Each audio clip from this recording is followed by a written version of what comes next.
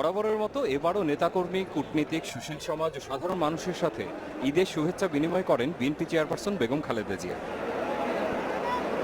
পরে সংক্ষিপ্ত এক বক্তব্যের শুরুতেই দেশবাসীকে ঈদের শুভেচ্ছা জানান বিএনপি নেত্রী। সারা বাংলাদেশের জনগণকে ঈদের শুভেচ্ছা জানাচ্ছি। খালেদা জিয়া বলেন, দেশের মানুষ এখন ভালো নেই, অনেকে না খেয়ে দিন কাটাচ্ছে।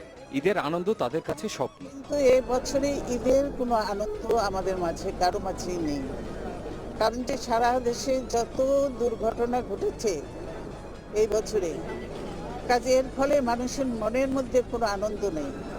এই আওয়ামী লীগ দেশটাকে ধ্বংস করে দিয়েছে, শেষ করে দিয়েছে। মানুষ সেজন্য আজকে এই আওয়ামী লীগের হাত থেকে মুক্তি চায়। ভালো কিছু দিতে পারেনি, তারা পারবে না। বেগম জিয়ার দাবি, জনগণের উপর মরার উপর খাড়ার ঘা হয়ে এসেছে প্রস্তাবিত বাজেট। বলেন, এর দায় সরকারের। যে অবস্থা সেটিও মানুষ ফুলে উঠতে পারছে না, তার উপরে নতুন নতুন কর বসানো হচ্ছে, ভ্যাট বসানো হচ্ছে অতিরিক্ত। এইবারের বাজেট হলে সবচেয়ে খারাপ বাজেট আপনারা দেখেছেন।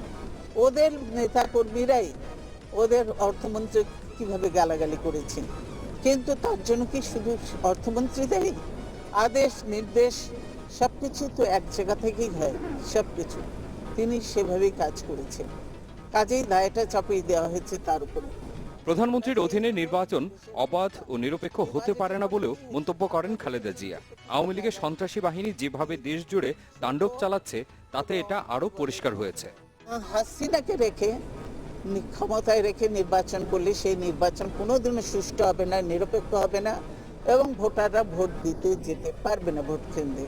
আমরা দেখেছি, কারণ যে তাদের গুন্ডা বাহিনীর, এই গুন্ডা বাহিনী, লাঠিয়াল বাহিনী, আওয়ামী লীগ বাহিনীরই অত্যাচারের নমুনা আমরা দেখেছি। 10 বছরে আওয়ামী লীগ দেশের সব প্রতিষ্ঠান ধ্বংস করেছে বলেও অভিযোগ করেন বিএনপি চেয়ারপারসন। পরে দলের প্রতিষ্ঠাতা জিয়াউর রহমান ও তার ছোট ছেলে আরাফাত রহমানের সমাধি জিয়ারত করেন তিনি।